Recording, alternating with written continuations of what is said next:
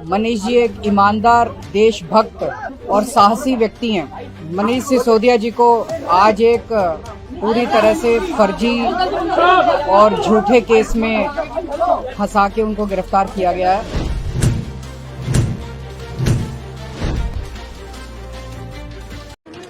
अरविंद केजरीवाल के happy hours अब खत्म हो चुके हैं। पूरा देश जान चुका है कि केजरीवाल और सिसोदिया ने नई आबकारी नीति से मोटा पैसा या यूं कहे मोटी दलाली कमाई है। पर ये हम नहीं कह रहे।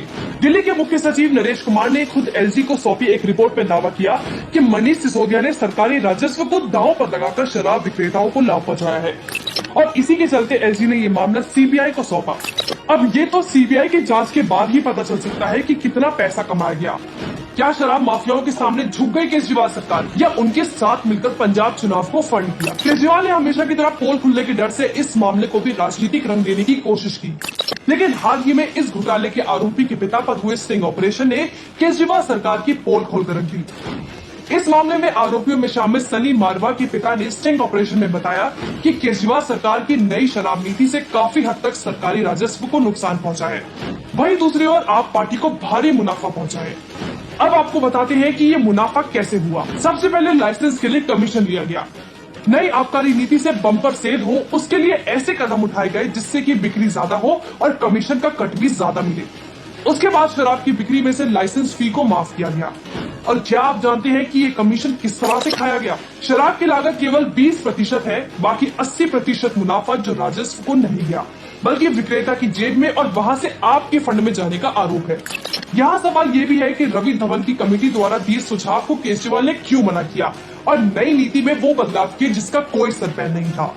वो बदलाव थे एक्साइज कंपनी को मना करने के बावजूद ब्लैक लिस्टेड कंपनियों को लाइसेंस दिए गए। नियम में बदलाव कर शराब निर्माताओं को शराब बेचने की अनुमति दी गई और इसके साथ ही उन्हें एमआरपी पे बेचने की बजाय खुद की तय कीमतों पर बेचने की खुली छूट दी, जिसके बाद शराब एक के साथ एक मुफ्त मिलने लगी और शराब का सेवन बढ़ता गया। उसके बाद ठेकेदारों का कमीशन 12% कर दिया गया, जो कि पहले 2.5% था और ऐसा करने के पीछे वजह थी कमीशन का 6% कट सीधा ब्लैक मनी में करके सिसोदिया की जेब में पहुंचाना था। जैसा कि माल आया 100 करोड़ का 12 करोड़ रुपया कमीशन आ गई, 6 करोड़ काला करके हमें दिक्कत आ चुकी। दिक्कत इसके बाद दिसंबर 2021 और जनवरी 2022 की 144 करोड़ रुपए की लाइसेंस फी कैबिनेट की मंजूरी के बिना ही माफ कर दी गई। यही नहीं, शराब की बिक्री को बढ़ाने के लिए आप सरकार ने कानून में बदलाव किए, जिसमें शराब पीने की उम्र 25 से 21 किया, ड्राई डे की संख्या 23 से कम कर 3 कर दी, रात के 3 बजे तक शराब बेचने की अनुमति दी। मंदिर, स्कूल, मॉल्स के पास भी ठेके खुलने लगे। जिन इलाकों में शराब की बिक्री ज्यादा थी वहां एक के साथ एक फ्री जैसे ऑफर दिए और इस सब का परिणाम हुआ कि शराब बेचने वालों को भरपूर मुनाफा होता गया और सरकारी राजस्व घाटे में चला गया, क्योंकि एक्साइज और वैट को ना के बराबर कर दिया गया। मनीष सिसोदिया ने मई 2021 में ये नीति बनाई और नवंबर 2021 में इसे लागू भी कर दिया गया। आखिर किस बात की इतनी जल्दी थी?